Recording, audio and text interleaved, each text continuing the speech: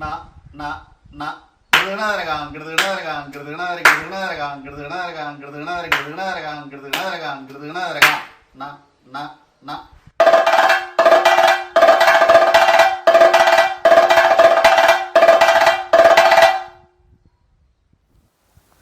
Tripunithura RLV സംഗീത അക്കാദമിയിൽ music കോളേജിൽ കഥകളി വിഭാഗത്തിൽ ചെണ്ട പഠിച്ച വ്യക്തിയാണ് RLV വിജയകൃഷ്ണൻ. കുട്ടിക്കാലം മുതൽ തന്നെ തൻ്റെ അച്ഛനും അച്ചച്ചനും ഒക്കെ കൊട്ടുകാരായിരുന്നതുകൊണ്ട് കുട്ടനെക്കുറിച്ച് പ്രാഥമികമായി ഇദ്ദേഹത്തിന് വളരെ താല്പര്യവും ഉണ്ടായിരുന്നു. സ്വാഭാവികമായും അവരുടെ കീഴിൽ അഭ്യസിച്ച് പിന്നീട് അദ്ദേഹം RLV കോളേജിൽ ചെണ്ട അഭ്യസിക്കുന്നതിന് വേണ്ടി ചേരുകയാണ് ഉണ്ടായത്. അവിടെ കഥകളിക്കൊട്ടും തായമ്പകയും കേളിയും എല്ലാം പഠിച്ച് നല്ല രീതിയിൽ തന്നെ കഥകളിക്കൊട്ട് പഠിച്ചിറങ്ങിയ അദ്ദേഹം ഒരുപക്ഷെ മേളത്തിനോടും കുറേയൊക്കെ തായമ്പകയോടും ഉള്ള ആഭിമുഖ്യം കൊണ്ട് കഥകളിയാണോ കൂടുതൽ മേളമാണോ കൂടുതൽ എന്ന ഒരു തർക്കം എന്നൊക്കെ പറഞ്ഞതുപോലെ രണ്ട് മേഖലയിലും ഒരേപോലെ പ്രവർത്തിച്ചു കൊണ്ടിരിക്കുന്ന കലാകാരനാണ് RLV വിജയകൃഷ്ണൻ. അദ്ദേഹത്തിൻ്റെ അച്ഛൻ്റെ പേരിൽ ആലപ്പുഴയിലെ മുഹമ്മയിൽ ഒരു കലാസ്ഥാപനം തുടങ്ങുകയും അതിലൂടെ നിരവധി കുട്ടികളെ കലാകാരന്മാരെ പ്രായഭേദമന്യേ ഉള്ള പുതിയ കലാകാരന്മാരെ സൃഷ്ടിച്ചു കൊണ്ടിരിക്കുകയും ചെയ്യുന്നുണ്ട്. ഒപ്പം തൻ്റേതായ അരങ്ങുകളിൽ അദ്ദേഹം പ്രവർത്തിച്ചു ഇരിക്കുകയും ചെയ്യുന്നുണ്ട്.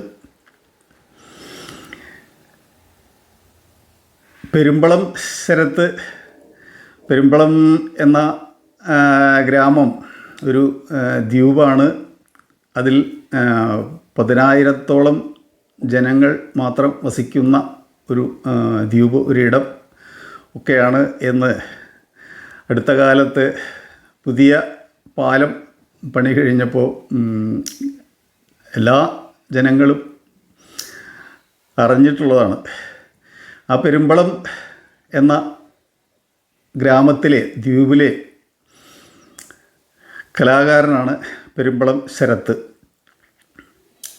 പെരുമ്പളം ശരത്ത് വിദ്യാഭ്യാസത്തിന് ശേഷം അദ്ദേഹം വിദേശവാസം ചെയ്ത് നിരവധി ദൃശ്യ മാധ്യമങ്ങളിൽ തൻ്റെ ജോലി ചെയ്ത് അവിടുത്തെ വാസം താൽക്കാലികമായി നിർത്തി വീണ്ടും കലാമേഖലയിലേക്ക് ഇറങ്ങി ഇപ്പോൾ വാദ്യമേഖലയിൽ സജീവമായി കൊണ്ടിരിക്കുന്ന ഒരു കലാകാരനാണ് പെരുമ്പളം ശരത്ത്.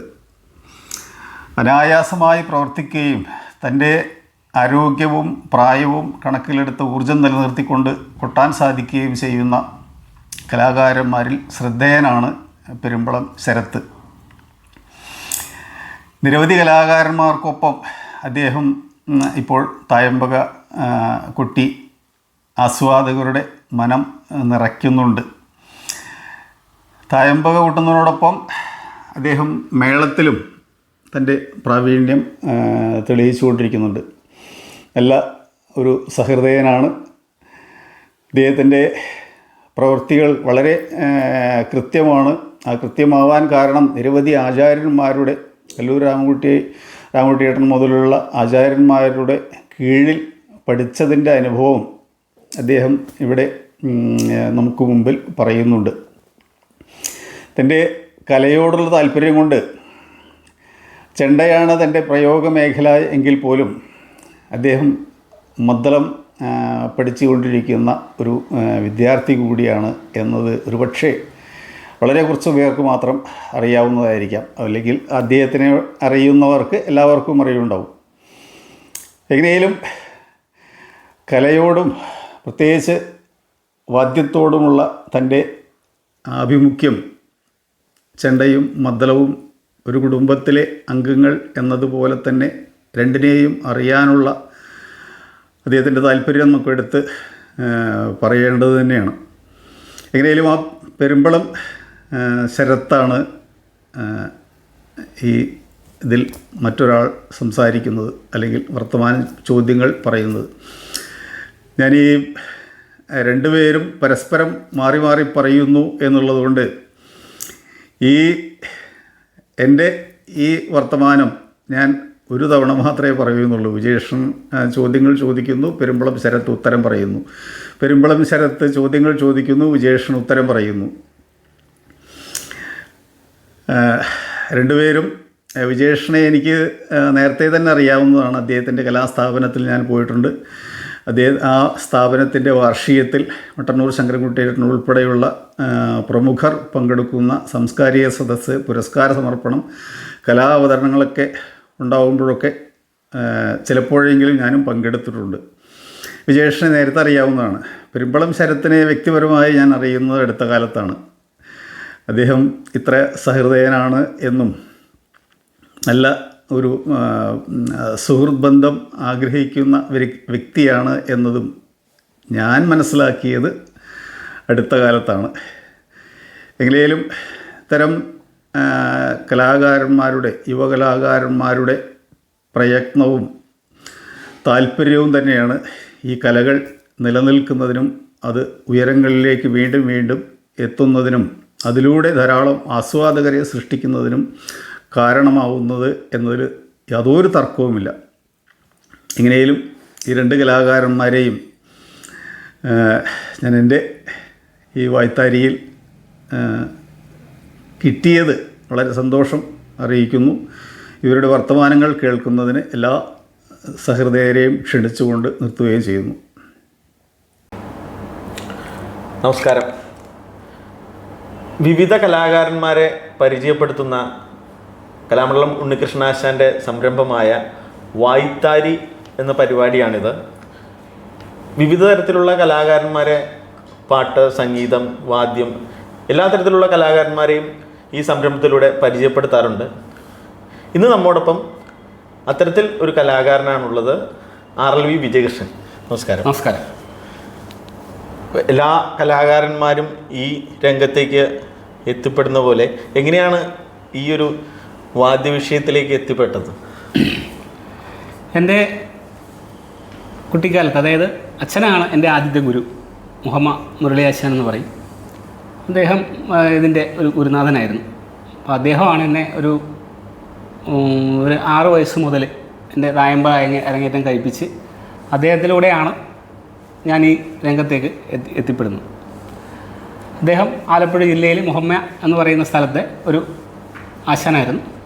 ആ ഏരിയയിൽ ആ ഒരു തെക്കൻ ദിക്കിലേക്കുള്ള പരിപാടികളും കാര്യങ്ങളൊക്കെ ആയിട്ട് മുന്നോട്ട് പോയിക്കൊണ്ടിരുന്നത് അദ്ദേഹമാണ് എൻ്റെ ആദ്യ ഗുരുനാഥൻ. അപ്പോൾ ഈ ഫീൽഡിലേക്ക് ഞാൻ വരുന്നത് അച്ഛൻ്റെ കൈയും പിടിച്ചിട്ടാണ്. അച്ഛൻ്റെ പാരമ്പര്യം എങ്ങനെയായിരുന്നു? അച്ഛൻ എങ്ങനെയാണ്? അച്ഛനെ പാരമ്പര്യം എന്ന് വെച്ചാൽ മുത്തശ്ശൻ അപ്പുകുഞ്ഞാശാൻ എന്ന് പറയും. അദ്ദേഹം മുഹമ്മയിൽ തന്നെ ചീരപ്പഞ്ചിറ മുക്കാൽവട്ടം എന്ന് പറയുന്ന ഒരു ക്ഷേത്രമുണ്ട്. അവിടെ കഥകളി നടത്തിക്കൊണ്ടിരുന്ന, കഥകളി ഉണ്ടായിരുന്ന ഒരു ക്ഷേത്രമാണ്. 16 ദിവസം കഥകളി ഉണ്ടായിരുന്നു. അപ്പം അവിടെ വന്നിരുന്നത് തിരുവിതാംകൂറിൻ്റെ രാജാവിൻ്റെ അവിടുത്തെ ആ തെക്കൻ ദിക്കിൽ നിന്നുള്ള കലാകാരന്മാരാണ് അവിടെ കഥകളി അവതരിപ്പിക്കാൻ വന്നിരുന്നത്. അപ്പോൾ മുത്തശ്ശൻ അവരുടെ ശിഷ്യനായി. അങ്ങനെയാണ് വീട്ടിലെ ആദ്യ കലാപാരമ്പര്യം ഉണ്ടാകുന്നത്. അപ്പോൾ മുത്തശ്ശൻ കഥകളിക്കൊട്ട്, അവരിൽ നിന്ന് കഥകളിക്കൊട്ടായ അപ്പുകുഞ്ഞാശാൻ എന്ന് പറയുന്ന ആൾ, അദ്ദേഹം അവിടുന്ന് കഥകളിക്കൊട്ട് പഠിപ്പിച്ച് അതും ആ നാട്ടിലെ പരിപാടികളും അവിടുത്തെ ക്ഷേത്ര ഉത്സവങ്ങളിലെ മേളങ്ങളൊക്കെ ആയിട്ട് മുന്നോട്ട് പോയി. അദ്ദേഹത്തിൽ നിന്നാണ് അച്ഛന് ഈ കല കിട്ടുന്നത്. അച്ഛൻ ഒരു 70-72 കാലം മുതലേ ഇത് ചെയ്തു വന്നിരുന്നു. അച്ഛൻ കഥകളി കൊട്ട് പഠിച്ചത് അപ്പൂപ്പനിൽ നിന്ന്? അച്ഛൻ അപ്പൂപ്പനിൽ നിന്ന് പഠിച്ചു. അതുകൂടാതെ തന്നെ വാരനാട് പത്മനാഭ പണിക്കർ എന്ന് പറയുന്ന അച്ഛൻ്റെ കഥകളി കൊട്ടിൻ്റെ യഥാർത്ഥ ഗുരുനാഥൻ എന്ന് പറയുന്നത്, കഥകളി കൊട്ടിൻ്റെ കൂടുതൽ കാര്യങ്ങൾ പഠിക്കാൻ ശ്രമിച്ചത് പത്മനാഭ പണിക്കരിൽ നിന്നാണ്. അവിടെ നിന്നാണ് അച്ഛൻ കാര്യങ്ങളും മറ്റുള്ള മേളങ്ങൾ തായമ്പയൊക്കെ അപ്പൂപ്പനിൽ നിന്ന് തന്നെ പഠിച്ചു. കഥകളി കൊട്ടും കാര്യങ്ങളൊക്കെ പഠിക്കുന്നത് വാരനാട് പത്മനാഭ പണിക്കരിൽ നിന്നാണ്. അദ്ദേഹം അന്ന് നെടുമുടിയിൽ താമസിക്കുകയാണ്. അപ്പോൾ അച്ഛൻ ഇവിടുന്ന് രാത്രി ഇവിടുത്തെ പരിപാടിയൊക്കെ കഴിഞ്ഞ് വൈകുന്നേരം നെടുമുടിക്ക് ബസ്സിൽ പോയി അങ്ങനെയാണ് പഠിക്കുന്നത്. ശരി. പിന്നെയാണ് അച്ഛനിൽ നിന്നാണ് ഞാൻ ഈ ഫീൽഡിലേക്ക് വരുന്നത്. ശരി. ഇതിനെ സംബന്ധിച്ച് ഇപ്പോൾ മേളത്തിലായാലും തായമ്പയിലായാലും കഥകളി ചെണ്ടയിലാണെങ്കിലും തൂക്കമേളത്തിലും പ്രാവീണ്യമുണ്ട്. അപ്പോൾ എങ്ങനെയാണ് ഇതെല്ലാത്തിലേക്കും എത്തിപ്പെട്ടത്? ഇതൊക്കെ ആരിൽ നിന്നാണ് പഠിച്ചത്? ഓരോ തായമ്പ, മേളം, തൂക്കം അല്ലെങ്കിൽ കാര്യങ്ങളൊക്കെയാണ് അച്ഛൻ്റെ കളരിയിൽ ഇതെല്ലാം ഉണ്ടായിരുന്നു. ക്ഷേത്രാടിയന്തരങ്ങളാണേലും അച്ഛനെ ഇതിനേക്കാൾ ഉപരിയായിട്ട് ഈ മേളങ്ങളിനേക്കാൾ ഉപരി അമ്പലത്തിലെ അടിയന്തര കാര്യങ്ങൾ, മരപ്പാണി, ശ്രീഭൂതബലി, ഉത്സവബലിയുള്ള കാര്യങ്ങളിലൊക്കെ അച്ഛൻ അതെല്ലാം ചെയ്തിരുന്നു. കാരണം 10, 55, 60 ക്ഷേത്രങ്ങളിൽ പഠിത്തരം അച്ഛൻ ആ ഒരു കാലഘട്ടം കൊണ്ട് ഉണ്ടാക്കിയെടുത്തിരുന്നു. അപ്പോൾ ആ അമ്പലങ്ങളിലെ തന്നെ അടിയന്തര കാര്യങ്ങൾ മുടങ്ങിപ്പോവാതിരിക്കാൻ വൈക്കം കൃഷ്ണക്കുറുപ്പ് എന്ന് പറയുന്ന നമ്മുടെ പുതുശ്ശേരിയിലെ തന്നെ ഒരു ആശാൻ്റെ ആ ആശാനാണ് അച്ഛനെ മരപ്പാണിയൊക്കെ പഠിപ്പിക്കുന്നത്. അപ്പം ആ ഒരു തലത്തിൽ വന്നപ്പോൾ ക്ഷേത്രാടിയന്തരങ്ങളും കാര്യങ്ങളൊക്കെ അതും നമുക്ക് പകർന്നു കിട്ടി. പിന്നെ തെക്കൻ ദിക്കിലല്ലേ ഏറ്റവും കൂടുതലായിട്ട് ഗരുഡൻ തൂക്കവും കാര്യങ്ങളും നടന്നു വരുന്ന സ്ഥലങ്ങൾ, ഭദ്രകാളി ക്ഷേത്രങ്ങളുള്ളത് തെക്കൻ ദിക്കിലാണ്. അപ്പം അതുവഴി നമുക്ക് ആ തരത്തിൽ മുന്നോട്ട് പോകാൻ അവിടെ നിന്നാണ് അത് വരുന്നത്. പിന്നെ കഥകളിക്കൊട്ട് അച്ഛൻ പഠിച്ചിരുന്നെങ്കിലും അച്ഛൻ തന്നെ തുടങ്ങിയിട്ടില്ല. കാരണം അത് കുറച്ച് പഴയ കാലത്ത് ചിട്ടയിലാണ് മുന്നോട്ട് പോയത്. പഴയ കാലത്തെ ഒരു ചിട്ടയായിരുന്നു. കഥകളിക്കൊട്ട് ഞാൻ പഠിക്കുന്നതെന്ന് പറഞ്ഞാൽ RLVയിൽ വന്നിട്ടാണ്. 2003 ഇവിടെ ഡിഗ്രിക്ക് ജോയിൻ ചെയ്യുമ്പോൾ കലാമണ്ഡലം രാമൻ നമ്പൂതിരി ആശാനാണ് എന്നെ ആദ്യമായിട്ട് പുറപ്പാട് തുടങ്ങിക്കുന്നത്. അവിടുന്ന് 3 വർഷം, അന്നിപ്പോൾ കോളേജിൽ MA ഒന്നുമില്ല, അന്ന് ഡിഗ്രി മാത്രമേ. MA 2015 ഫസ്റ്റ് ബാച്ച് MA ഞാനും കലാമണ്ഡലം ഹരീഷ്മാരൊക്കെ. അപ്പം ഞങ്ങൾ ഡിഗ്രി കഴിഞ്ഞിട്ട് 2 വർഷം കോട്ടയ്ക്കൽ, അന്ന് ഇവിടെ ചൊല്ലിയാട്ടം ഇല്ല. അപ്പോൾ അരങ്ങേറ്റം കഴിക്കണം എന്നുണ്ടെങ്കിൽ പുറപ്പാടാണെങ്കിലും ചൊല്ലിയാടണേ. അപ്പോൾ 2 വർഷം കോട്ടയ്ക്കൽ ചൊല്ലിയാട്ടം. അവിടെ പിന്നെ കോട്ടയ്ക്കൽ പ്രസാദാശാൻ, പനമണ്ണ ശശിയാശാൻ, കോട്ടയ്ക്കൽ വിജയരാഘവൻ, ഇവരെയൊക്കെ കളരിയിൽ വേഷത്തിനാണെങ്കിൽ ചന്ദ്രശേഖരനാശാൻ, പിന്നെ കേശവൻകുണ്ടലേറാശാൻ, വാസുദേവൻകുണ്ടലേർ, ഇവരൊക്കെ വേഷത്തിന്. ആ സമയം ഒരു 2007-08 കാലഘട്ടം. അതാണ് ഇവിടുത്തെ കോഴ്സ് കഴിഞ്ഞ് അങ്ങോട്ടാണ് പോയത്. അല്ല, ഇവിടെ പഠിക്കുമ്പോൾ തന്നെയാണോ അത് പഠിച്ചു കഴിഞ്ഞു? ചൊല്ലിയാടണം. അപ്പോൾ അരങ്ങേറ്റം കഴിക്കുമ്പോൾ ചൊല്ലിയാടണം. ഇവിടെ ചൊല്ലിയാടാനായിട്ടുള്ള പുറപ്പാട് കൊട്ടാന്നുള്ളത് വേഷമായിട്ടൊക്കെ നോക്കണ്ടേ. അങ്ങനത്തെ ഒരു ആവശ്യം വരുമ്പോൾ രാമനമ്പുരേഹൻ തന്നെയാണ് ആ ഒരു സജസ്റ്റ് ചെയ്തത്. അപ്പോഴാണ് അങ്ങോട്ട് പോകുന്നത്. അവിടുന്ന് അങ്ങനെയാണ് കഥകളിക്കൊട്ടും കാര്യങ്ങളൊക്കെ. പിന്നീട് MA ഇവിടെ തുടങ്ങിയ വർഷം ഫസ്റ്റ് ബാച്ച് ഞങ്ങളായിരുന്നു. ഞാനും ഹരീഷും കൂടെ ഞങ്ങൾ ഫസ്റ്റ് ബാച്ചായിരുന്നു. അങ്ങനെ MA കഴിഞ്ഞു. പിന്നെ 2013 മുതൽ ഇവിടെ അധ്യാപകനായിട്ട് ഇപ്പോൾ തായമ്പയായാലും മേളമായാലും ഇപ്പോൾ തൂക്കമാണെങ്കിലും വിവിധ വിഷയങ്ങളിൽ പ്രാവീണ്യമുണ്ട്. അപ്പം ഏത് കൈകാര്യം ചെയ്യാനാണ് ഏറ്റവും ഇഷ്ടം? എന്ന് പറഞ്ഞാൽ നമ്മൾക്ക് ഏറ്റവും കൂടുതൽ ചെയ്യേണ്ടി വരുന്നതെന്ന് പറഞ്ഞാൽ മേളങ്ങളും ഈ പറഞ്ഞ പോലെ പഞ്ചവാദ്യം കാര്യങ്ങളും ഒക്കെയാണ് നമ്മുടെ ആ പ്രദേശത്തിൻ്റെ. പഞ്ചവാദ്യം പഠിക്കുന്നത് കലാപീഠം ഉണ്ണികൃഷ്ണ പണിക്കർ, കലാപീഠം നാരായണ പണിക്കർ, ഈ 2 ആശാന്മാരെ വീട്ടിൽ വരുത്തി അച്ഛൻ ഞങ്ങളെ എല്ലാവരെയും തുടങ്ങിയതാണ്. അന്ന് വീട്ടിൽ പഞ്ചവാദ്യം ഇല്ല. പക്ഷേ ഈ ക്ഷേത്രങ്ങളിലൊക്കെ പഞ്ചവാദ്യം ആവശ്യമാണ്. അപ്പോൾ അങ്ങനെ വരുമ്പോഴാണ് അവിടുന്നാണ് പഞ്ചവാദ്യം, സോപാന സംഗീതമൊക്കെ ഈ കലാപീഠം ഉണ്ണികൃഷ്ണ പണിക്കരും നാരായണ പണിക്കരും ഈ 2 ആശാന്മാരാണ് വീട്ടിൽ വന്ന് ഞങ്ങളെ പഠിപ്പിക്കുന്നത്.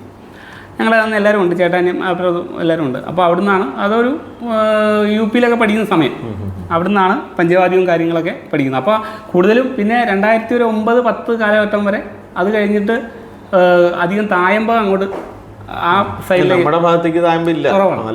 ഒരു 2010-11 കാലഘട്ടം വരെ അവസാനം 16 അത് കഴിഞ്ഞപ്പോഴാണ് കൈക്കൊന്ന് ഒരു ഓപ്പറേഷൻ തുടങ്ങുന്നത്. അത് കഴിഞ്ഞാണ് തായമ്പ ഒന്ന് ഒരു മായ. അപ്പോൾ കൈകാര്യം ചെയ്യാൻ എനിക്ക് തോന്നുന്നു അവരവരുടെ സ്ഥിരമായിട്ട് ചെയ്യുന്നത് നമുക്ക് മികച്ചു വരുമെന്നല്ലേ പറയുന്നത്. അപ്പം കൂടുതൽ കൈകാര്യം ചെയ്യാൻ അവസരം ഉണ്ടായിരിക്കുന്നത് മേളങ്ങളും പഞ്ചവാദ്യവും കാര്യങ്ങളൊക്കെയാണ്. അപ്പോൾ അതുമായിട്ടാണ് ഇപ്പം മുന്നോട്ട് പോകുന്നത്. പിന്നെ ഒരു റീസ്റ്റാർട്ട് ആഗ്രഹിക്കുന്നുണ്ട് തായമ്പയിൽ, അതൊരെണ്ണുണ്ടാവും. ശരി. പ്രാഥമിക വിദ്യാഭ്യാസമൊക്കെ നാട്ടിൽ തന്നെയായിരുന്നു? പ്രാഥമിക വിദ്യാഭ്യാസം +2 വരെ നാട്ടിൽ തന്നെ. ഡിഗ്രിക്കാണ് ഇങ്ങോട്ട് വരുന്നത്. അങ്ങനെയിരിക്കുന്നു. ഇപ്പോൾ ഒരുപാട് വർഷമായി ഇത് കൈകാര്യം ചെയ്യാൻ തുടങ്ങിയിട്ട്.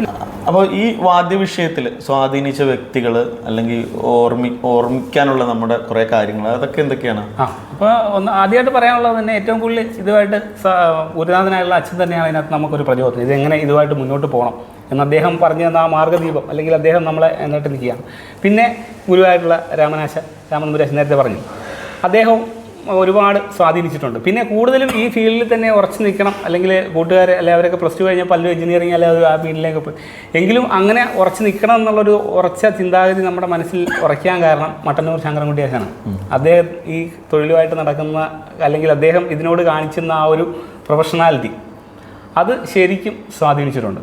അത് തന്നെയാണ് ഈ ഫീൽഡിൽ ഉറച്ച് നിൽക്കണം, അത് ഇതുമായിട്ട് മുന്നോട്ട് പോകണം എന്നൊക്കെ നമുക്കൊന്ന് തോന്നി മുന്നോട്ട് പോകാനുള്ള ഒരു കരുത്തും പ്രചോദനമൊക്കെ അവിടെ നിന്നാണ്. അതെ, എന്ന് പറഞ്ഞാൽ ആ സമയത്ത് ഇപ്പോൾ എന്നോടാണേലും എൻ്റെ അച്ഛൻ പറയും, നമ്മളൊരു ജോലിയോടൊപ്പം ഇതുകൊണ്ട് നടക്കുമ്പോഴാണ് നമുക്ക് വാദ്യ വിഷയത്തിലൊരു, അല്ലെങ്കിൽ അവർക്കൊക്കെ ആശങ്കയാണ് ഇതുകൊണ്ട് മുമ്പോട്ട് പോകാൻ പറ്റുമോ, അല്ലെങ്കിൽ ഇത് നമുക്ക് നമ്മുടെ ജീവിതത്തിൽ ബുദ്ധിമുട്ടുണ്ടാവുമോ, ഇത് മാത്രമായിട്ട് നടന്നു കഴിഞ്ഞാൽ. അതൊക്കെ ശങ്കരേട്ടനെ നമുക്ക് നോക്കുമ്പോഴത്തേക്കും വളരെ സന്തോഷമായിട്ടുള്ള ജീവിതം, ഇതിലൊരു സ്വാധീനം ചെലുത്തുകയും മറ്റുള്ളവർക്ക് പ്രചോദനമാവുകയും ചെയ്യുന്നത് ഒരു വലിയ കാര്യമാണ്.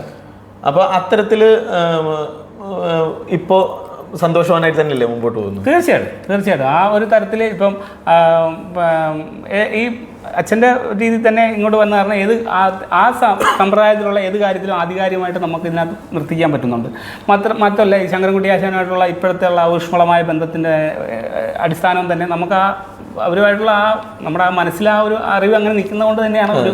ഇപ്പോൾ ശങ്കരേട്ടനായാലും ഇപ്പോൾ അച്ഛൻ്റെ സ്മൃതി മണ്ഡപം അവിടെ മുഹമ്മയിൽ വീട്ടിൽ തന്നെ ഇല്ലുള്ളത്. അതെ. അപ്പോൾ അത് വർഷങ്ങളായിട്ട് അതിൻ്റെ വാർഷികവും കാര്യങ്ങളും ഒക്കെ അതിനെപ്പറ്റി അത് അച്ഛൻ മരിക്കുന്നത് 2016 ഡിസംബർ മാസം.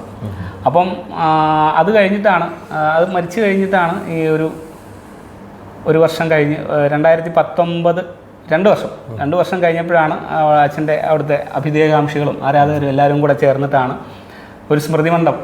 അപ്പോൾ ആശാനെ അങ്ങനെ നമ്മൾ അനുസ്മരിക്കണം. അപ്പോൾ അതിനും മുൻകൈ എടുത്തത് എൻ്റെ കൂടെ എനിക്ക് പ്രചോദനമായിട്ട് നിന്നത് മട്ടന്നൂർ ശങ്കരൻകുട്ടി ആശാനാണ്.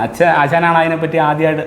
അച്ഛനും മട്ടന്നൂർ ആശാനും അത് അവർ തമ്മിലുള്ള ബന്ധം എന്ന് പറഞ്ഞു കഴിഞ്ഞാൽ, അച്ഛൻ്റെ ഒരു ആദ്യ ശിഷ്യൻ എന്ന് പറയുന്നത്, അച്ഛൻ്റെ ഒരു ശിഷ്യൻ മാത്യു പോൾ എന്ന് പറഞ്ഞ് മുഹമ്മയിലൊരു ഒരു വലിയൊരു പരസ്യ ചിത്ര സംവിധായകനാണ്. പക്ഷെ അദ്ദേഹം ചെണ്ടയിൽ ഭയങ്കര ക്രൈസുള്ള വ്യക്തിയാണ്. അപ്പോൾ അച്ഛൻ്റെ അടുത്ത് പഠിച്ചു കഴിഞ്ഞ് അദ്ദേഹം കലാമണ്ഡലത്തിൽ പോയി അവിടെ ഹ്രസ്വകാല കോഴ്സിൽ പഠിച്ച് അരങ്ങേറ്റമൊക്കെ കഴിച്ചതാണ്. അദ്ദേഹം പിന്നെ ശങ്കരൻകുട്ടി ആശാനോടുള്ളൊരു ബന്ധം, ആ ബന്ധം വഴിയാണ് അച്ഛനും ശങ്കരൻകുട്ടി ആശാനുമായിട്ട് ബന്ധം വരുന്നത്. ഒരു 2002-2004 കാലഘട്ടത്തിലൊക്കെയാണ് ആശാൻ ആദ്യം വീട്ടിൽ വരുന്നത്. എത്ര നാളത്തെ ഒരു ബന്ധമുണ്ട്. പിന്നെ അത് ആ സമയം തൊട്ടുള്ള ബന്ധം ഇങ്ങനെ തുറന്നു പോകുന്നു എന്നുള്ളതാണ്. അപ്പം അത് കഴിഞ്ഞപ്പോൾ അച്ഛൻ്റെ മരണശേഷം തന്നെയാണ് ആശാൻ തന്നെയാണ് അതിനകത്ത് മുൻകൈ എടുത്തത്. അപ്പോൾ അവരെയൊക്കെ നമ്മളങ്ങനെ വെറുതെ വിട്ടാൽ പോരാ, നമ്മൾ അവരെ എല്ലാവരെയും അനുസ്മരിക്കണം എന്ന് പറഞ്ഞപ്പോൾ ഈ സ്മൃതി മണ്ഡപം എന്നുള്ളൊരു ആശാൻ അത് മനസ്സിൽ ഉദ്ദേശിച്ച പോലെ തന്നെ അവിടെ എല്ലാം വന്നു എന്നുള്ളതാണ്. പിന്നെ ഈ കഴിഞ്ഞ ജനുവരിയിൽ, എല്ലാ മാസവും ജനുവരിയിലെ ആദ്യത്തെ ഞായറാഴ്ചയാണ് അതിൻ്റെ പിന്നെ അനുസ്മരണം നടക്കുന്നത്. അപ്പോൾ ഈ കഴിഞ്ഞ ജനുവരിയിൽ തന്നെ 9ാമത്തെ അനുസ്മരണം നടന്നു. ഈ 9ാമത്തെ അനുസ്മരണത്തിനും അതിൻ്റെ സ്മൃതി മണ്ഡപം സമർപ്പണം തൊട്ട് ഈ 9ാമത്തെ അനുസ്മരണത്തിനും അതിൻ്റെ സർവ്വ രക്ഷാധികാരിയായിട്ട് നിന്ന് എല്ലാ കാര്യങ്ങളും വിനയമായിട്ട് ചെയ്യാനായിട്ട് ആശാൻ കൃത്യമായിട്ട് വരുന്നുണ്ട്. ആശാൻ കൃത്യമായിട്ട് ആ ഡേറ്റ് ഓർമ്മിച്ചു. ആ ഡേറ്റ് നമുക്ക് വേണ്ടി ജനുവരിയിലെ ആദ്യത്തെ ഞായർ ആശാൻ മാറ്റി വെച്ചിരിക്കുകയാണ്. അത് മുരളി ആശാൻ്റെ അനുസ്മരണത്തിന് വേണ്ടി ആശാൻ വന്നിരിക്കും. അത് ആശാൻ ഉള്ളിടത്തോളം കാലം ആശാൻ വരണം, ആശാൻ പങ്കെടുക്കണമെന്ന് ആശാൻ ഇങ്ങോട്ട് പറഞ്ഞ് ആ തരത്തിലാണ് അത് നിൽക്കുന്നത്. അതുകൊണ്ട് ആ ദൈവാധീനവും ഗുരുത്വവും കൊണ്ട് ഇതുവരെ കുഴപ്പമില്ല, അങ്ങനെ പോകുന്നു. ഇപ്പോൾ അച്ഛൻ്റെ കാലത്തുള്ള ഒരു അന്നത്തെ ആ ഭാഗത്തുള്ള കൊട്ട്, ഇതിപ്പോൾ അതിൽ നിന്ന് ഇന്ന് കാണുന്ന ഒരു കൊട്ടിൽ ഉള്ളൊരു വ്യത്യാസങ്ങൾ എന്തായിരുന്നു? അതെന്ന് പറയുമ്പം പതികാലം അന്നും വീട്ടിൽ ആ ഏരിയയിൽ കൊട്ടുന്ന അച്ഛനേ ഉള്ളൂ. പക്ഷേ മേളാണെങ്കിൽ പിന്നെ തായമ്പയെ അങ്ങോട്ട് തെക്കോട്ട് അച്ഛനെ കൊട്ടുന്നുള്ളൂ. ഞാൻ കണ്ടിട്ടുള്ളൂ അങ്ങനെയുള്ളൂ. പിന്നെ ഒരുപാട് തെക്കോട്ട് പോകണം, അതൊന്നും നമുക്കറിയില്ല. ഇന്ന് കാണുന്ന രീതിയിലുള്ളൊരു അല്ലല്ല, ഇത്തിരി വ്യത്യാസമുണ്ട്. പക്ഷേ ഇപ്പോൾ ആലപ്പുഴ വിട്ട് തിരുവനന്തപുരം പോകുന്ന സമയത്ത് അവര് തെക്കൻ തായമ്പ അതല്ല, നമ്മളപ്പോ പറയും അങ്ങനെ തായമ്പയ്ക്ക് തെക്കെന്നോ വടക്കെന്നോ ഇല്ല, അതൊരു ഏകീകരണ രൂപമുള്ളൂ എന്ന് നമ്മൾ പറയും. അപ്പോൾ എന്ന് വെച്ചാൽ പണ്ട് കാലത്ത് പോയി പഠിക്കാനുള്ള ഒരു സാധ്യത ഇല്ലാതിരുന്നുകൊണ്ട് അവർ കേട്ട് പഠിക്കുകയും, അപ്പോൾ അവരെ പഠിപ്പിച്ച ഗുരുനാഥന്മാർക്കും ഈ ഒരു കാരണം ഇതിന്റെ തായമ്പയുടെ ഉത്ഭവം ഒരു മധ്യ കേരളത്തിന്റെ ഒരു ഭാഗമാണ്. അപ്പോൾ അവർ പറയാറുണ്ട് ഇത് ഞങ്ങൾ പഠിച്ചിട്ട് തായമ്പയാണ്, അതിന് മറ്റു തായമ്പുമായിട്ട് വ്യത്യാസമുണ്ട്. അങ്ങനെ ഒരു വ്യത്യാസം ഉണ്ടായിരുന്നു? ഇല്ല, ഞാൻ പഠിക്കുന്ന തായമ്പ ഇപ്പൊ ഞാൻ ആദ്യമായിട്ട് പഠിക്കും, ഞാനുണ്ട് ഗിന്നക്കം ഇത് തന്നെയാണ് നമ്മൾ ആദ്യമായിട്ട് തുടങ്ങിയത്. എനിക്കിപ്പോഴും ശരിക്കും ഓർമ്മയുണ്ട്. പക്ഷേ ഈ ഒരു അടുത്ത കാലത്താണ് തെക്കൻ തായമ്പക എന്നുള്ള രീതിയിലൊരു സമ്പ്രദായം പൊങ്ങി വരുന്നത്. പക്ഷേ എന്നാലും ഈ കൊട്ടുന്നതിനകത്തും അല്ലെങ്കിൽ വേറെ കുറച്ച് സംഗതികളിനകത്തൊക്കെ പഠിച്ചതിനകത്ത് വ്യത്യാസം ഇപ്പോഴത്തെ അതിനകത്ത് വെച്ച് നോക്കുമ്പോൾ ഉണ്ട്. പക്ഷെ തുടങ്ങിയിരുന്നത് അങ്ങനെ തന്നെയാണ്. പിന്നെ മേളത്തിനകത്തൊക്കെ ഈ വടക്കൻ ചിട്ടയിൽ വന്ന വെച്ചാൽ അന്നൊന്നും ഈ കോല് തന്നെ കൈ അധികം ഉണ്ടെങ്കിലും വിട്ടുകൊട്ടൽ അധികം ആ ഇപ്പോഴത്തെ വടക്കൻ ചിട്ടയിൽ ആ മേളത്തിൻ്റെയൊക്കെ ഒരു നമ്മുടെ ആ കിടത്ത് കൈ വിട്ടുകൊട്ടില്ലേ, ആ സമ്പ്രദായം അന്നില്ലായിരുന്നു. അന്നും കയ്യും കോലും തന്നെയായിരുന്നു. കയ്യും കോലും തന്നെ ഉണ്ടായിരുന്നു. കയ്യും കോലും തന്നെ ചച്ചും കൊട്ടിയിരുന്നു. പക്ഷേ ഇന്ന് ഈ ആ ഒരു ഇട ഇപ്പോഴാണ് വന്നത്. അഞ്ചാം കാലത്തിനാണേലും എല്ലാത്തിനാണേലും ആ കൈയുടെ ആ ഒരു ഇട ഇപ്പോഴുണ്ടല്ലോ. മുമ്പ് അതില്ല. ഞാൻ പഠിക്കുന്ന സമയത്ത് അതില്ല. അഞ്ചാം കാലമൊക്കെ നാക്കാട്ടി ഇങ്ങനെ കൊട്ടുന്നത്. അപ്പൊ 1 2 3 4 ആയിട്ട് ഇപ്പൊ കണ്ടുവരുന്നത്. ആ സമയത്തില്ല. ഞാൻ പഠിക്കുമ്പോഴും ഇല്ല. നമ്മളൊന്നും പഠിക്കുമ്പോ അത് ഇല്ല, ആ ഭാഗത്ത് ഇല്ല. പിന്നെ നമ്മള് പുറത്തേക്ക് മേളങ്ങൾക്ക് പോകുമ്പോഴാണ് ആ ഒരു രീതി നമ്മൾ ചെയ്തു പോകുന്നത്. പിന്നെ വേറൊരു കാര്യം എന്ന് പറഞ്ഞാൽ ഏറ്റവും കൂടുതലായിട്ട് നമുക്ക് ചെയ്യാൻ അച്ഛൻ്റെ കൂടെ ഉള്ള സമ്പ്രദായത്തിൽ കിട്ടിയെന്ന് പറഞ്ഞാൽ ഗരുഡമേളം. അതിനകത്ത് തന്നെ നമ്മുടെ ഈ പഞ്ചാരി, ചെമ്പട, അടന്ത നമ്മുടെ മേളത്തിൽ കൊട്ടുന്ന പോലെ തായമ്പയിലുള്ള പോലെ തന്നെ സമ്പ്രദായങ്ങൾ ഏതിലുണ്ട്? ഗരുഡനിലുണ്ട്. അത് നമ്മുടെ ആ ഏരിയയിലുള്ള മാത്രം, അല്ലെങ്കിൽ ആ ഒരു ആലപ്പുഴ ജില്ല അവിടെ നിന്നുള്ള കിഴക്കോട്ട് ഉള്ള മാത്രം പ്രത്യേകതയാണ്. അതിൽ തന്നെ ഈ പറഞ്ഞുകൊണ്ട് മേളങ്ങൾക്ക് വളരെയധികം ശൈലീഭേദങ്ങളുണ്ട്. അതുപോലെ തൂക്കമേളങ്ങൾക്ക് ഈ ശൈലീഭേദങ്ങൾ അവിടെ കാണുന്നുണ്ട്. തൂക്കമേളങ്ങൾക്ക് ശൈലീഭേദങ്ങൾ കുറവാണ്. ഏകദേശം ഞാൻ കേട്ടിരിക്കുന്ന എല്ലാം ഒരുപോലെയാണ്. പിന്നെ ചാടിൽ കൊട്ടുന്നതും ഒരു താലം അല്ലെങ്കിൽ ഒരു നടയിലൊരു താലത്തിന് ചാടിലിപ്പോ മദ്ദളം വരും, ചെണ്ടയും മദ്ദളവും കൂടെ വരും. അല്ലാതെ മദ്ദളം ഇല്ലാതെ വലന്തല വീക്കൻ ചെണ്ട വെച്ചിട്ട് കൊട്ടുന്നതുകൊണ്ട് അതിന് ആ ഒരു വ്യത്യാസമേ ഉള്ളൂ. അതാകുമ്പം ചാടിൽ കൊട്ടുന്നതാകുമ്പോൾ മദ്ദളത്തിൻ്റെ ഒരു സുഖനാദം. പക്ഷേ വലന്തലയാകുമ്പം അതിൻ്റെ ഒരു മേളപ്പിടിപ്പ് വരും. ഇത് രണ്ടും കൂടെ വ്യത്യാസമുള്ളത്. അല്ലാതെ ഏകദേശം തൂക്കമേളങ്ങൾ ഏകദേശം സമ്പ്രദായം ഈ കാണുന്നവർക്ക് ചിലപ്പോൾ ലോകത്തുള്ള എല്ലാവരും ഇത് കണ്ടുകൊണ്ടിരിക്കുകയായിരിക്കുമല്ലോ. അപ്പൊ ഈ ഗരുഡൻ തൂക്കം കാണാത്തവരുണ്ടാവും. കാരണം ഈ മലബാർ മേഖലയിൽ തടമ്പ് നൃത്തം, അതുപോലെ തന്നെ മധ്യകേരളത്തിൽ വരുമ്പോൾ ഈ പറഞ്ഞ കൊണ്ട് എന്താ പറയാ നമ്മുടെ പല പല കാര്യങ്ങളുണ്ട്. അതുപോലെ നമ്മുടെ നമ്മുടെ ആ ഭാഗത്ത് തിരുവിതാംകൂർ, ആലപ്പുഴ, കോട്ടയം ഭാഗത്ത് മാത്രമാണ് ഈ തൂക്കമേളങ്ങളുള്ളത്. അപ്പോൾ തൂക്കമേളത്തിന് കൃത്യമായിട്ടുള്ളൊരു നിഷ്ഠയുണ്ട്. അല്ലെങ്കിൽ ഈ വലന്തല ഉപയോഗിക്കുമ്പോഴും മദ്ദള ഉപയോഗിക്കുമ്പോഴും എന്തെങ്കിലും വ്യത്യാസം ഉണ്ടോ? ഇതിപ്പോൾ കാണുന്നവർക്ക് ഒരു അറിവിനായിട്ട്. മലന്തല ഉപയോഗിക്കുമ്പോൾ അക്ഷരകാലത്തിൽ വ്യത്യാസമില്ല, പക്ഷെ കൊട്ടുന്നതിനകത്ത് ഒരു ചെറിയ വ്യത്യാസം വരും. അതിലൊരു ചെമ്പട എങ്ങനെയാണ് എന്നുള്ളതൊന്ന് പറഞ്ഞു കൊടുക്കണം. ഇപ്പം തൂക്കമേളത്തിൽ ഇപ്പം നമ്മൾ ചെമ്പട ഒന്നാം കാലത്തിൽ പിടിക്കുകയാണെന്നുണ്ടെങ്കിൽ ഡം നക്ക നന്നക്ക ഡക ഡക ഡ ഉറ ഡം നഗ നനക ഡം നഗ നനക ഡം നഗ നനക ഡം ഡം നഗതരക ഡ ഡം ദരകടക കം നഗതരക ഡഗ നനക കട ഉറ ഡം നക്ക ഡംഗ ഡംഗ ഡംഗ ഡംഗ ഡംഗ ഡംഗ ഡം നക്ക ഡംഗ ഡംഗ ഡഗതരക ഡക ഡകട ഉറ ഡം നക്ക ഡംഗ ഡംഗ ഡംഗ ഡംഗ ഡംഗ ഡംഗ ഡം ന ഡംഗ ഡംഗ ഡഗതരക നക്ക നക്കട ഉറ ഡം നഗ നനക ഡം നഗ നനക ഡം നഗ നനക ഡം ഡം നഗതരക ഡം ദരകടകം നഗതരക ഡഗ നനക നക്കട ഉറ ഡം. ഇങ്ങനെയാണ് വലന്തലയിൽ സാധാരണ കണ്ടുവരുന്നത്. പക്ഷെ അത് തന്നെ ചാടയിൽ വരുമ്പോൾ മദ്ദളം ഉപയോഗിക്കുമ്പോൾ ഡം നക്ക ഡംഗ ഡംഗ ഡംഗ ഡംഗ ഡംഗ ഡംഗ ഡം നക്ക ഡംഗ ഡംഗ ഡം നക്ക ഡംഗ ഡംഗ. ഈ രണ്ടാമത്തെ ചെമ്പട രണ്ടായിട്ട് വിഭജിച്ച് കൊടുക്കും. അതാണ് ഒരു ചാടയിലെ വ്യത്യാസം. അതൊരു ക്ലാസ് ആയിട്ട് തോന്നും. പക്ഷേ വലന്തല ഉപയോഗിക്കുമ്പോൾ അത് നേരെ അക്ഷരകാലക്രമമെല്ലാം ഒരേപോലെ. അതിപ്പോൾ ചെമ്പടയായാലും അടന്തയായാലും പഞ്ചാരിയാണെങ്കിലും എല്ലാം ഒരേപോലെ വരും. പിന്നെ അതിൻ്റെ അവസാനത്തെ ചടങ്ങുകളും കുറച്ച് കാര്യങ്ങളും വലിയ ലക്ഷ്മി, കൊച്ചു ലക്ഷ്മി, മാലകൊത്തൽ, അങ്ങനെയുള്ള കുറച്ച് കാര്യങ്ങൾ. ഇതാണ് കൂടുതലും നമ്മുടെ ആ ഒരു തെക്കൻ സൈഡിലോട്ട് ഈ മറ്റുള്ള അല്ലെ വടക്കോട്ട് ചെല്ലുമ്പോഴില്ലാത്ത, അതായത് നമ്മളെ മാത്രമായിട്ട് പറയുന്ന ഒരു കാര്യം ആ ഒരു സമ്പ്രദായത്തിലുള്ളത് തൂക്കം തന്നെയാണ്. അതെ.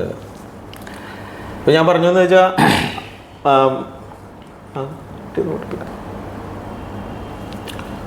അപ്പോൾ നമ്മൾ തൂക്കമേളത്തെ പറ്റിയാണ് സംസാരിച്ചുകൊണ്ടിരിക്കുന്നത്. അപ്പോൾ ഇതിൻ്റെ താളങ്ങളും, അപ്പോൾ മറ്റ് നമ്മളിപ്പോൾ സാധാരണ കേൾക്കുന്ന മേളങ്ങളിലുള്ള താളങ്ങളെക്കാൾ ഇപ്പോൾ അടിസ്ഥാനപരമായിട്ടുള്ള 7 മേളങ്ങൾ അടിസ്ഥാന പേരുകളുണ്ടല്ലോ, പഞ്ചാരി, ചമ്പ, അടന്ത, ധ്രുവം, അഞ്ചടന്ത. അതേപോലെ നമ്മുടെ തൂക്കമേളങ്ങളിലെ പ്രധാനപ്പെട്ട താളങ്ങളും അതിൻ്റെ കുറച്ച് വിശദാംശങ്ങൾ പറഞ്ഞു. അതെ, അത് ഞാൻ നേരത്തെ പറഞ്ഞ പോലെ ചെമ്പട അത് 32 അക്ഷരം തന്നെ. അത് 2 പാർട്ടായിട്ട് പിടിക്കുന്നു. ഒന്നാം കാലം അതാണ് ഞാൻ നേരത്തെ പറഞ്ഞത്. അതിൻ്റെ രണ്ടാം കാലം വരുമ്പം ഡെങ്കണ്ണക്ക ഡെങ്കണ്ണക്ക ഡം നക്ക നക്ക നക്ക ഡെങ്ക ഡെങ്ക ഡെങ്ക ഡെങ്ക ഡം നക്ക നക്ക നക്ക ഡെങ്കണ്ണക്ക ഡെങ്കണ്ണക്ക ഡം നക്ക നക്ക നക്ക ഡെങ്ക ഡെങ്ക ഡെങ്ക ഡെങ്ക ഡം നക നനക ഡം നക നനക ഡം നക നനക ഡം ഇതിൻ്റെ 2ാം കാലം. അതിനകത്ത് ഈ പറയുന്ന അറച്ചിൽ പോലുള്ള കാര്യങ്ങളൊക്കെ അതിനകത്ത് വരും. പിന്നെ അത് കലാശി കഴിഞ്ഞാൽ അതിൻ്റെ 2ാം കാലം, ചെമ്പടയുടെ തന്നെ 2ാം കാലം. മറ്റത് 1ാം കാലത്തിൽ തന്നെ അതിൻ്റെ 2 ഘട്ടമായിട്ട് കൂട്ടുന്നു. ഇതിൻ്റെ 2ാം കാലം ഡം നക നനക നനക ഡഗ നനക ഡം നക നനക ഡൗറ ഡം നക നനക നനക ഡഗ നനക ഡം നക നനക ഡൗറ ഡം നക ഡം നക ഡം നക ഡം നക നക ഡം നക ഡൗറ ഡം നക നനക നനക. അത് ചെമ്പട 2ാം കാലം. അതും കലാശി കഴിഞ്ഞാൽ വലിയ ലക്ഷ്മി എന്ന് പറയുന്ന ഒരു സാധനം, അത് ഗരുഡന് മാത്രം ആയിട്ട് കൂട്ടുന്ന ഡ ക ഡം നക ഡം നക ഡം നക ഡം നക ഡം നക ഡം നക ഡം നഗതരക ഡം നഗതരക ഡം നഗതരക ഡം നഗതരകം ഡൻ നക ഡൻ നക ഡൻ നക ഡൻ നക ഡം നഗതരക ഡം നഗതരക ഡം നഗതരകം ഡൻ നക ഡൻ നക ഡം നഗതരക ഡഗ ഡഗ ഡഗ ഡം നഗതരക ഡം നഗതരക നഗതരക ഡഗ നക നക ഉറ ഡം. അത് കലാശി കഴിഞ്ഞാൽ പിന്നെ മാല കൊത്ത് എന്ന് പറയുന്ന ഒരു സംഭവം. ഇതൊക്കെ ഈ തൂക്കത്തിന്റെ ചുവടുമായിട്ട് ബന്ധപ്പെട്ട് ഈ താളങ്ങളെ ഇത് കറക്റ്റായിട്ട് നമ്മളിത് കൊട്ടുന്നതനുസരിച്ച് ഗരുഡന്മാരെ അത് പയറ്റും, അത് ചവിട്ടും. നമ്മളെ ഈ തൂക്കം പഠിക്കുന്നവരും ഈ താളങ്ങൾക്കനുസരിച്ച് തന്നെയാണ് ഇത് പഠിക്കുന്നത്. അവർ ആശാന്മാർ പഠിപ്പിക്കുന്നത്, അവർക്ക് ആശാന്മാർക്ക് ഇത് നിശ്ചയമുണ്ട്. കഥകളി പോലെ തന്നെ അത് നിശ്ചയമുണ്ട്. അതനുസരിച്ച് തന്നെ മുന്നോട്ട് പോകുന്നത്. പിന്നെ അതിനകത്ത് ചടങ്ങുകളാണ്. പിന്നെ ദേവീക്ഷേത്രത്തിലാണല്ലോ ഇത് നടക്കുന്നത്. മാല കൊത്തി അവസാനം ഗരുഡൻ വലം വെച്ച് അവസാനിപ്പിക്കുക. അവസാനം അയ്യപ്പ തിന്തകത്വം കൊട്ടി ഗരുഡനും ഈ ആൾക്കാരും കൂടെ തുള്ളുന്നു. ഇപ്പം അയ്യപ്പ തിന്തകത്വം കൊട്ടി നിർത്താൻ. അതുപോലെ ഇതിൻ്റെ തുടക്കം തൊട്ട് അവസാനം വരെയുള്ള ചടങ്ങുകൾ, അത് ഒരു വീട്ടിൽ നിന്ന് ഏതെങ്കിലും ഒരു വീട്ടിൽ വഴിപാട് അയച്ചിട്ടായിരിക്കും ഗരുഡൻ പുറപ്പാടെന്ന് പറയുന്നത്. ആ വീട്ടിൽ സന്ധ്യക്ക് കേളി, അല്ലെ അമ്പലത്തിൽ കേളി. നമ്മുടെ ഈ സാധാരണ കൊട്ടുന്ന കേളിയേക്കാൾ ഇച്ചിരി വ്യത്യാസമുണ്ട്. അതിനകത്ത് മുഖങ്ങളൊന്നും അധികം കാണിക്കാറില്ല, അത്രേ ഉള്ളൂ. അല്ലാതെ വേറെ കേളിക്ക് വ്യത്യാസമില്ലല്ലോ. മുഖം ആയിട്ട് കൊട്ടാത്ത സ്ഥലങ്ങളുണ്ട്, കൊട്ടുന്ന സ്ഥലങ്ങളുണ്ട്. എങ്കിലും ഇത്തിരി പതിഞ്ഞ കാലം കുറവാണ്, എപ്പോഴും ഇങ്ങനെ കയറി നിൽക്കും. അപ്പോൾ അമ്പലത്തിലും ഒരു കേളി, ഇപ്പോൾ ഏത് വീട്ടിലാണോ ഗരുഡൻ പുറപ്പെടുന്നത് അവിടെ ഒരു കേളി. അത് കഴിഞ്ഞാൽ ഒരു 10-11 മണി ഒക്കെ ആകാൻ നേരത്ത് അറവാദിക്കൽ പയറ്റെന്ന് പറയും. അപ്പോഴും ഈ ഒരു ചെമ്പടയുടെ കലാശമില്ലാതെ ഈ 1ാം കാലം മാത്രം കൊട്ടും. അത് അറവാദിക്ക പയറ്റ് കഴിഞ്ഞ് കഴിഞ്ഞാൽ പിന്നെ ഒരു 12 മണിയോടുകൂടി ഗരുഡൻ ചാടിലേക്ക് വൈകുന്നേരം ഒരു 6 മണിക്ക് കേളി തുടങ്ങി, പിന്നെ വീട്ടിലും കേളി, പിന്നെ അറവാദിക്കൽ പയറ്റ്, പിന്നെ 12 മണിക്ക്, പിന്നെ ഒരു 12 മണിയാകുമ്പോൾ ചാടിലേക്ക് കയറും. അത് എത്ര നേരം ഇപ്പം ചാട് എത്ര നേരമാണ് നമ്മളതിൽ വേണ്ടതെന്ന് വെച്ചാൽ അത്രയും കഴിഞ്ഞിട്ടേ ചാട് തീരുള്ളൂ. നേരം വെളുത്ത് നന്നായിട്ട് 6-7 മണിയാകുമ്പോൾ തീർന്നതുണ്ട്, 3-4 മണിയാകുമ്പോൾ തീരുന്നതുണ്ട്, അതെല്ലാം ഉണ്ട്. അപ്പം അതനുസരിച്ച് ചാട് മുന്നോട്ട് പോകും. ഇനിയിപ്പോൾ ചാടിലേക്ക് കയറി കഴിഞ്ഞാൽ എന്തൊക്കെയാണ് നമ്മൾ താളങ്ങൾ കൊട്ട്, പിന്നെ ഗരുഡൻ എന്തൊക്കെയാണ് ചെയ്യുന്നത്? ചാടിലേക്ക് കയറി കഴിഞ്ഞാൽ ഈ പറഞ്ഞ കണക്ക് 1ാം കാലം അത് ഓരോരുത്തരുടെ മനോധർമ്മമാണ്. എവിടുന്ന് നിശ്ചിത സമയത്ത് നിശ്ചിത കാലം മാറുന്നതിന് ചില അമ്പലങ്ങളിൽ ഓരോ സമ്പ്രദായമുണ്ട്. അമ്പലങ്ങളുടെ ദൂരം അനുസരിച്ച് അത് പ്രമാണിക്ക് തീരുമാനിക്കാം. അതിപ്പം രൂപകതാളത്തിൽ എണ്ണം കൊട്ടി തുടങ്ങി, പിന്നെ ചെമ്പടയാക്കി, പിന്നെ അമ്പലത്തിൽ ചെല്ലുമ്പോൾ അടന്തയാക്കി, അങ്ങനെ പോകുന്ന. അമ്പലത്തിൽ ചെല്ലുമ്പോൾ അടന്ത കൊട്ടും, അമ്പലത്തിനകത്താണ് അടന്ത, അതിന്റെ ഇടയിൽ കൊട്ടില്ല. അതുവരെ ചെമ്പട തന്നെ 1-2 കാലം ഇങ്ങനെ മാറിപ്പോകും. അടന്ത കഴിഞ്ഞാൽ പിന്നെ നമ്മൾ ഇപ്പോൾ പറഞ്ഞല്ലോ അയ്യപ്പതിന്തവും കൊട്ടുമെന്ന് പറഞ്ഞില്ല. അപ്പോൾ ഈ അടന്ത കഴിഞ്ഞാൽ അമ്പലത്തിലേക്ക് കയറുമ്പോൾ നമ്മൾ ഇപ്പം നടന്നു പോകുമ്പോൾ ചെമ്പട, അമ്പലത്തിലേക്ക് കയറി കഴിഞ്ഞാൽ അടന്ത, അത് കഴിഞ്ഞാൽ ഈ പറഞ്ഞ പോലെ ലക്ഷ്മി താളങ്ങൾ വരുന്നു. നേരത്തെ പറഞ്ഞ പോലെ അത് കൊട്ടി മാല കൊത്തി അവസാനിപ്പിക്കുന്നു. അതാണ് ഏകദേശമുള്ള ഒരു ചടങ്ങ്. അതാണ്. അപ്പോൾ നമ്മൾ ഗരുഡൻ തൂക്കത്തിൻ്റെ കാര്യങ്ങളാണ് പറഞ്ഞിരുന്നത്. അപ്പോൾ നമ്മൾ അമ്പലത്തിനകത്ത് അടന്ത കൊട്ടി, പിന്നെ അയ്യപ്പ തിന്തകത്വം എന്ന് പറയുന്നത്, അയ്യപ്പ തിന്തകത്വം എന്ന് തന്നെയാണ് പറയുന്നത്. അതിന് എന്തെങ്കിലും താളം പടയണി കൊട്ടുക എന്ന് പറയും, പടയണി കൊട്ടുക എന്ന് പറയും. പക്ഷെ അതിന്റെ മൂല താളം ഇത് അയ്യപ്പ തിന്തകത്വം എന്നാണ് അവിടുത്തെ ആ നാട്ടുഭാഷയിലെ പണ്ടത്തെ ചൊല്ല്. അത് നമ്മുടെ താളമായിട്ട് ബന്ധപ്പെട്ട് വരുമ്പോ പഞ്ചാരി താളവും. ശരി. അതിനുശേഷം ഈ ഗരുഡനും ഈ ആൾക്കാരെല്ലാവരും കൂടെ അമ്പലം വലംപിക്കുകയാണ്. അമ്പലം വലംപിക്ക് നേരെ ഭഗവതിയുടെ നേരെ മുമ്പിൽ വന്ന് ഗരുഡൻ ചൂണ്ടക്കുളത്തുണ്ടെങ്കിൽ ചൂണ്ടക്കുളത്ത് എന്ന് പറഞ്ഞ ചടങ്ങ്, ഒരു ചൂണ്ട കൊടുത്ത് ഗരുഡന്റെ പുറത്തെ തൊലിയായിട്ട് ഇങ്ങനെ കൊത്തി അത് ഒരു വെറ്റിലയിൽ ഭഗവതിയുടെ സമർപ്പിക്കും. അങ്ങനെ തീർക്കും. അതോടുകൂടി മേളം ഏകതാളത്തിലേക്ക് മാറും. ഏകം അവസാനം നമ്മുടെ തായമ്പയിലെ അവസാനത്തെ ഇരികിട എല്ലാവരും കൂടെ ഇരികിട കൊട്ടി ഒരു വലിയ ബഹളത്തോടുകൂടി അങ്ങ് തീർക്കും. അങ്ങനെയാണ് കേരളം തൂക്കം അവസാനിക്കുക. അപ്പൊ ഈ ചെറുപ്പം മുതലേ ഈ തൂക്കത്തിന് അച്ഛൻ്റെ ഒപ്പം പോകുമായിരുന്നു? തീർച്ചയായിട്ടും. ആ ഒരു ആ ഏരിയയിലുള്ള താലപ്പൊലികൾക്കൊക്കെ മിക്കപ്പോഴും ഗരുഡനുണ്ടാവും. അപ്പൊ നമ്മൾ സാധാരണ താലപ്പൊലി വീട്ടിൽ നിന്നുള്ളൊരു താലത്തിനാണെങ്കിലും 2 ഗരുഡൻ വരും. ഗരുഡൻ വഴിപാട് ഗരുഡൻ ഉൾപ്പെടെ നടത്തിയേക്കാന്ന് വീട്ടുകാർ നേർന്നു കഴിഞ്ഞാൽ അപ്പോൾ നമ്മളത് പഠിച്ചല്ലേ പറ്റും, കൊട്ടിയല്ലേ പറ്റും. അപ്പോൾ ആ ഒരു ഗരുഡൻ്റെ അതിന് കൊട്ടുന്ന ആ ഒരു ശൈലി പിന്തുടർന്നപ്പോഴാണ് അപ്പോൾ ഇതിന് കൂടുതലും കഥകളി കൊട്ടിനായിട്ട് ഇതല്ല, അപ്പം ഇതിനേക്കാൾ ശാസ്ത്രീയമായിട്ട് നിൽക്കുന്നത് എങ്ങനെയാണ് ഇത് കഥകളി പഠിക്കണം.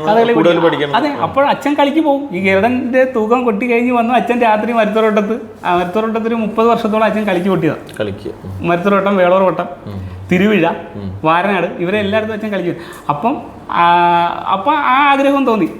അപ്പം അങ്ങനെയാണ് കളിക്കൊട്ട് പഠിക്കണം എന്നുള്ള മോഹത്തിലേക്കാണ് അവിടെ നിന്നാണ് അത് തുടങ്ങുന്നത്. അപ്പോൾ ഇപ്പോൾ അറൽവിയിലെ അധ്യാപകനായി പരിപാടികളൊക്കെ ആയിട്ട് സന്തോഷമായിട്ട്.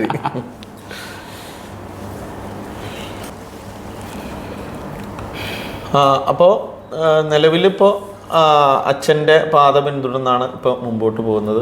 അച്ഛൻ്റെ കാലത്ത് ഉണ്ടായിരുന്ന ആ ഭാഗത്തെ വാദ്യകലാകാരന്മാർ അല്ലെങ്കിൽ അച്ഛനൊപ്പം പ്രവർത്തിച്ചിരുന്ന മറ്റ് കലാകാരന്മാർ ആരൊക്കെയായിരുന്നു ഓർമ്മയുണ്ട്? അച്ഛൻ കളിക്ക് പോരുന്ന സമയത്ത് മെയിനായിട്ട് ആ ഭാഗത്തുണ്ടായിരുന്ന ഈ പറഞ്ഞ കണക്ക് അച്ഛൻ്റെ ഗുരുനാന വാരനാട് പത്മനാഭ പണിക്കരാശൻ. പിന്നെ അന്ന് മദ്ദളത്തിനുണ്ടായിരുന്നത് ഒരു മുകുന്ദമണി അദ്ദേഹമാണ്. ഇവരൊക്കെയാണ് ആ സമയത്ത് അവിടെ ഞാൻ കണ്ടിരിക്കുന്നത് കൂടുതലും. പിന്നെ കേശവപോളാശാൻ വൈക്കം സമയത്തൊക്കെ വരും. പിന്നെ പുത്തനമ്പലത്തിൽ കൃത്യമായിട്ട് അച്ഛൻ അതെ കേശവപോളാശാൻ്റെ കൂടെ അച്ഛൻ കൊണ്ടിട്ടുണ്ട് വൈക്കം. പിന്നെ നമ്മുടെ പുത്തനമ്പലത്തിൽ കലാമണ്ഡലം കേശവനാശാൻ സ്ഥിരം വരുമ്പോൾ അച്ഛൻ ചെണ്ടയ്ക്ക് ഉണ്ടാവാറുണ്ടായിരുന്നു. അന്ന് അവിടെ വെച്ചാണ് പിന്നെ രാമകൃഷ്ണാശാനും കോട്ടയം രാമകൃഷ്ണാശാനും അവരൊക്കെ ആയിട്ട് അച്ഛൻ കൂടിക്കൊണ്ടിരുന്നത്. പിന്നെ ചെണ്ടക്കാരായിട്ട് അധികം ആ സമയത്ത് ആ ഏരിയയിൽ കളിക്ക് കൊട്ടുന്നവരധികം അച്ഛനെ ഉണ്ടായിരുന്നുള്ളൂ. അതെ. പിന്നെ ഇവിടുന്ന് വരുന്നവരായിരുന്നു. നമ്മുടെ ആലപ്പുഴ, കോട്ടയം ഭാഗത്ത് അത്രേ ഉള്ളൂ. അവരെ ഞാൻ അച്ഛൻ്റെ കൂടെ പോയിക്കൊണ്ടിരുന്ന അതാണ് ഞാൻ പറഞ്ഞ മരുത്തോട്ടത്ത് സ്ഥിരം സന്താനഗോപാലമായിരുന്നു അവിടെ മെയിൻ മുമ്പത്തെ വഴിപാട്. 40 ദിവസം വഴിപാട് കഥയാണ് ഇത്. സ്ഥിരം അച്ഛൻ പോയിക്കൊണ്ടിരുന്നതല്ല. സന്താനഗോപാലം, ദുര്യോധനവധം, തണ്ണീർമുക്കത്ത്, എലഞ്ഞാംകുളങ്ങര ഇവിടെയൊക്കെ ഞാൻ അച്ഛൻ്റെ കൂടെ കളിക്ക് പോയിട്ടുണ്ട്. ദുര്യോധനവധം, പിന്നെ കിരാതം, ദക്ഷയാഗം ഇതൊക്കെ ഞാൻ അച്ഛൻ കൊട്ടുന്നത് ഞാനിപ്പോഴും ഇന്നലത്തെ പോലെ ഓർക്കുന്നുണ്ട്. അച്ഛനെ ഇന്നും സ്മരിച്ചുകൊണ്ടാണ്. അതെ തീർച്ചയായിട്ടും ഇപ്പോൾ വാദ്യ സഞ്ചാരം തന്നെ. അതെ. അപ്പോൾ അച്ഛൻ്റെ സ്മാരകം ഇന്നിപ്പോൾ എവിടെയുണ്ട്? അതുമായിട്ട് ബന്ധപ്പെട്ട് കുട്ടികളെ പഠിപ്പിക്കുന്നുണ്ടോ? എങ്ങനെയൊക്കെയാണ്? ഒരുപാട് കുട്ടികൾ പഠിക്കുന്നുണ്ട്. എല്ലാ വർഷവും നമ്മൾ അതിൻ്റെ അരങ്ങേറ്റം നടക്കുന്നുണ്ട്. അപ്പോൾ അത് വലിയ ഒരു വിജയത്തിലേക്ക് തന്നെ പോകുന്നെന്നാണ് ഇപ്പം തോന്നുന്നത്. എല്ലാവരും മേളം മാത്രമാണോ പഠിപ്പിക്കുന്നത്, അതോ കഥകളി, ചെണ്ടയും ഈ തൂക്കത്തിൻ്റെ കാര്യങ്ങളും തായമ്പ അങ്ങനെ എല്ലാം? തായമ്പ ആദ്യം തുടങ്ങിയിരുന്നു. പക്ഷേ ഇപ്പോഴത്തെ കുട്ടികൾക്ക് വേണ്ടത്ര ക്ഷമയില്ലല്ലോ. അപ്പോൾ അങ്ങനെയുള്ള ഒരു എന്ന് പറഞ്ഞപ്പോൾ തായമ്പ പകുതി വെച്ച് അവർ പഠിത്തം മുഴുമിപ്പിക്കണില്ല. ശരിക്കും അവർ എന്ത് പഠിക്കണം എന്ന് ആഗ്രഹം പറഞ്ഞാൽ വരാറ് അവർ തായമ്പ പഠിക്കണം എന്നുള്ളൊരു അങ്ങനെ വരും. തായമ്പ പഠിക്കുന്നവരും മേളം പഠിക്കണം എന്നുള്ള വരും. പക്ഷെ കൂടുതലും വരും മേളം. മേളം പണ്ട് കാലത്ത് തായമ്പയായിരുന്നു ആദ്യം ഇറങ്ങിയിരിച്ചിരുന്നത്. ഇപ്പം മേളമാണ്. നമ്മളൊക്കെ തായമ്പയിൽ ഇറങ്ങിയത്. അപ്പൊ ഇപ്പം കൂടുതലും മേളമാണ് എല്ലാവരും ഇറങ്ങിയിരുന്നത്. ആർക്കും മെനക്കെടാനായിട്ടൊരു അത്രയും മെനക്കെടാൻ ഒരു ഒന്നില്ല. അത്രയോ. അപ്പൊ ഇനി മുമ്പോട്ട് ഇനി ആഗ്രഹങ്ങൾ എന്തൊക്കെയാണ്? ഇത് അച്ഛൻ്റെ കലാപ്രവർത്തനങ്ങളും അല്ലെ അച്ഛൻ്റെ ആ കരാറുണ്ടായിരുന്ന സ്ഥലങ്ങൾ അതൊക്കെ അവിടുത്തെ ഒരു മുടക്കവും വരാതെ കാര്യങ്ങളായിട്ട് മുന്നോട്ട് പോവുക. പിന്നെ ഈ പറഞ്ഞ കണക്ക് ഇതിൻ്റെ ഏറ്റവും ശ്രേഷ്ഠമായ കുലപതികളായിട്ടുള്ള ആശാനുമായിട്ടൊക്കെ മട്ടന്നൂർ ആശാനും അല്ലെ അവരോടുള്ള അത്രയും വലിയ കലാകാരന്മാരോട്ടൊക്കെ സഹകരിക്കാനുള്ള ഭാഗ്യം അച്ഛൻ മുഖാന്തരം ഉണ്ടായിട്ടുണ്ട്. അപ്പോൾ ആ ഒരു രീതിയിലൊക്കെ ഈ കലാപ്രവർത്തനങ്ങളുമായിട്ടൊക്കെ തന്നെ മുന്നോട്ട് പോവുക. അതോടൊപ്പം തന്നെ ജോലിയും മുന്നോട്ട് കൊണ്ടുപോകുക. അതൊക്കെ തന്നെ. അപ്പോൾ ആദ്യ വിഷയത്തെ പറ്റിയാണ് നമ്മൾ ഇത്രയും നേരം സംസാരിച്ചത്. അപ്പോൾ നമുക്ക് ഈ ഒരു യാത്രയായിട്ട് മുമ്പോട്ട് പോകുമ്പോൾ വീട്ടിൽ നിന്നുള്ള പിന്തുണ, വീട്ടിലാരൊക്കെ ഉണ്ട് അതിനെപ്പറ്റി? അപ്പം അമ്മ, എനിക്ക് 2 ചേച്ചിമാർ. അവർ ചേച്ചിമാർ വിവാഹം കഴിച്ചു. ഒരാൾ ചമ്പക്കുളം, ഒരാൾ പാലക്കാടാണ്. പിന്നെ വീട്ടിൽ ഞാനും അമ്മയും ഉണ്ട്. അപ്പോൾ അവരൊക്കെ തന്നെയാണ് ഇപ്പോഴും നമ്മുടെ എല്ലാ കാര്യങ്ങളും അന്വേഷിച്ച് നമ്മൾക്കിതിനകത്ത് പൂർണ്ണമായിട്ട് പിന്തുണ നൽകി കൂടെ നിൽക്കുന്നത്. പ്രത്യേകിച്ചും അമ്മ അച്ഛനെ എങ്ങനെയാണോ സഹായിക്കുന്നത് ആ തരത്തിൽ തന്നെ നമുക്കൊരു എല്ലാവിധ പിന്തുണയും നൽകി ഇപ്പോഴും നമ്മുടെ കാര്യങ്ങളെല്ലാം നോക്കി. അതെ, അച്ഛൻ ചെയ്തു വന്ന അതേ കാര്യങ്ങളും മകനിലൂടെ തന്നെ തീർച്ചയായിട്ടും അതൊരു ഉപാസന പോലെ അമ്മ നമ്മളെ അങ്ങനെ സപ്പോർട്ട് ചെയ്യുകയാണ്. അതാണ് വീട്ടിലെ കാര്യങ്ങൾ. ഇപ്പോൾ വാദ്യ ജീവിതത്തിൽ ഈ യാത്രയിൽ ലഭിച്ചിട്ടുള്ള പുരസ്കാരങ്ങൾ അങ്ങനെയുള്ള കാര്യങ്ങളൊക്കെ? അപ്പം ഏറ്റവും മെയിനായിട്ട് പറയാനുള്ളത് വാദ്യകല അക്കാദമിയുടെ ഒരു യുവപ്രതിഭാ പുരസ്കാരം, പിന്നെ അമ്പലപ്പുഴ പരമേശ്വര കുറുപ്പിൻ്റെ അവിടുന്ന് യുവപ്രതിഭാ പുരസ്കാരം, പിന്നെ നമ്മുടെ നാട്ടിലെ തന്നെ ഒരുപാട് ക്ഷേത്രങ്ങളിലെ ആദരവുകൾ. ഇതൊക്കെയാണ് ഇതുവരെ നമുക്ക് എടുത്തു പറയാൻ പറ്റുന്ന തരത്തിലുള്ള ആദരവുകളൊക്കെ ലഭിച്ചിരിക്കുന്നത്. അപ്പോൾ ഇത്രയും നേരം ഉണ്ണികൃഷ്ണാശാൻ്റെ ഈ സംരംഭം തന്നെ വലിയ ഭാഗ്യമായിട്ട് കരുതുന്നു. അപ്പോൾ മുമ്പോട്ടുള്ള കലാജീവിതത്തിന് എല്ലാവിധ ആശംസകളും നേരുന്നു. ആയിക്കോട്ടെ. ഇത്രയും നേരം ഈ തരത്തിൽ എന്നോട് ഇത്രയും ലളിതമായിട്ട് ചോദ്യങ്ങൾ ചോദിച്ച എല്ലാത്തിനും, പ്രത്യേകിച്ച് ശരത്തിന് എല്ലാവിധ നന്ദി.